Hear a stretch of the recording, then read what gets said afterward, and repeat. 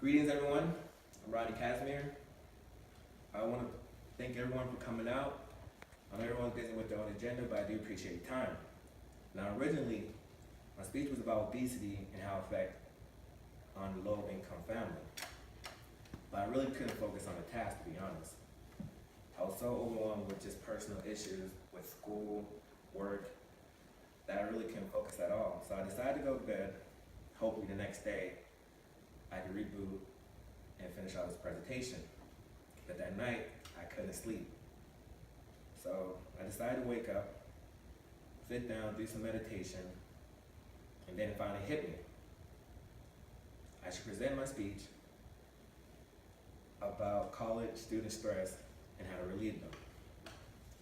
Now, stress is a state of mental or emotional strain, depending on the task. Now, as a college student myself, and you guys being a college student too, I know that we can relate to this.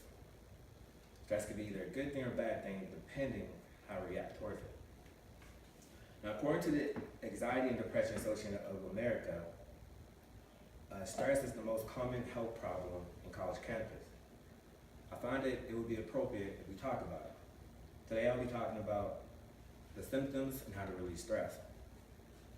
Now, according to the National Institute of Mental Health, stress is how the brain and body react to things.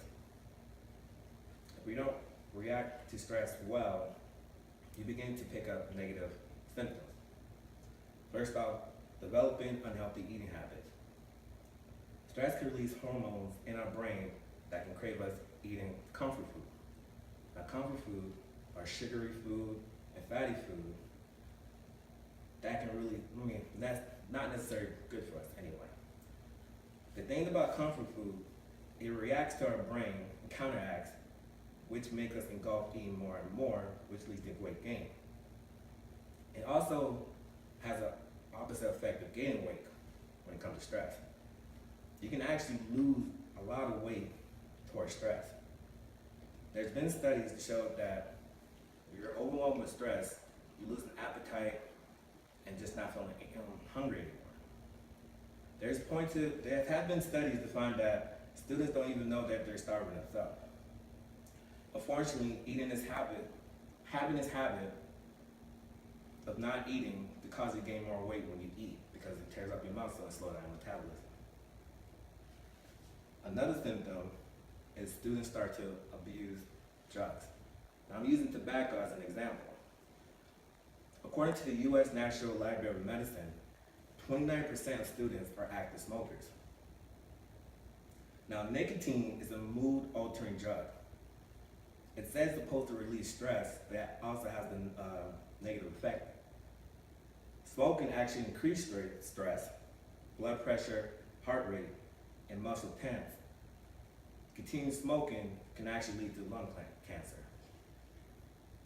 The next symptom is fatigue. Now, stress affects our body in many ways. Feeling tired or unmotivated is actually the definition of fatigue. Now, psychological fatigue is the most common found in college students due to overwork and lack of sleep. Cortisol, which is actually called the stress hormone, actually increase the blood sugar, which give us energy throughout the whole day. The more stress we have, the more energy goes into our body, and the more we get drained. So if we continue to have stress, we can't keep up with our body. That's how it affects our sleep. Now I'm going to inform you ways to release stress. According to the American Heart Association, exercising has been a good way to release stress. Keeps the heart rate up, keeps you healthy. Also, exercise release endorphins, which are feel-good hormones. Praying and meditation is another way to release stress. If you're not a religious person, meditation is actually good for you. Focus on a positive thing, deep breath, which is a good way to release stress. Medication is also another route too. If you feel like other two symptoms won't work, or other two stress release exercises won't work, medication is another way. And a last one to release stress is talking. I found talking as a good way to release stress too. If you don't have a family and friend that you can talk to, I'll provide that you go to professional help. Now tonight, we learned the symptoms of stress in college students and way to release them. I hope you're informed about the stress, and I hope that if you do find the symptoms in college students, reach out and help them. Thank you. I'm Rodney Cassidy.